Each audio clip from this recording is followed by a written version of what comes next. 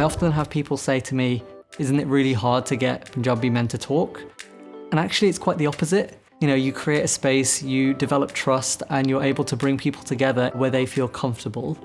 It's actually really hard to get people to stop talking. So Taraki, it's a part of the verb which means to progress. And I started Taraki in October 2017, following my experiences in mental health challenges, particularly when I was transitioning from home to when I started university. It brought up a whole load of different difficulties for me. I wasn't able to speak to people in the same way, make friends in the same way, and it was all just very, very isolating. So I was so lucky because the space I managed to create with my housemates, where we could speak about things unashamedly without fear of being judged, and really just be ourselves in a world that tells us that we have to be something different. That was so, so important. But unfortunately, I noticed that there were folks within the communities and back home who were experiencing similar kinds of challenges, but they were unable to access that kind of support. It was that gap that really pushed me to start that journey, and here we find ourselves today. When we talk about stigma, often we look at individuals and communities, and we almost don't look at the wider system, which hasn't really given many opportunities to communities in our society who might not find themselves in the mainstream. And so, particularly when I'm thinking about Punjabi communities and Punjabi men, it's just really important to actually identify how we create these spaces.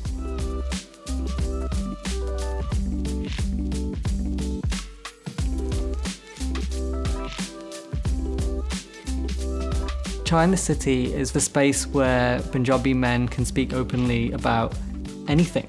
Quite early on, we noticed that if we put mental health in our marketing, it wasn't actually as comfortable for people to engage with it. And so really we started marketing Chai in the City as a social support space for challenges around our well-being.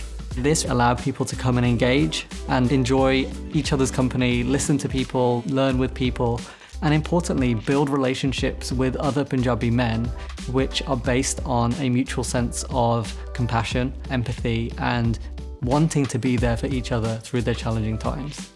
Obviously, there was a huge challenge around having these physical sessions during the coronavirus pandemic. So we had to really quickly adapt and think about how can we ensure that the people who engage with our work are still able to engage, even though we can't meet in person anymore. It's not something that's been particularly easy, but it's been really, really interesting to see how some people have engaged with our virtual work who wouldn't normally be able to engage with our work in person. And so for us, it's shown a different side of the shape. Previously we were just looking at things from one angle, and now we can see it from a different angle, and we're all the better for that. I'm working with Movember as a part of the Social Connections Challenge, which is a fantastic opportunity that we've been given, which can help to support and amplify the work that we're doing, supporting Punjabi men and conversations around mental health and well-being.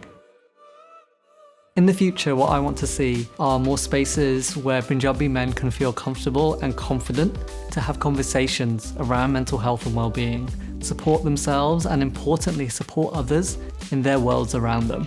We're but one drop in a very, very, very large ocean, but hopefully with that ripple effect, we'll be able to see change occur, more widely than these sessions.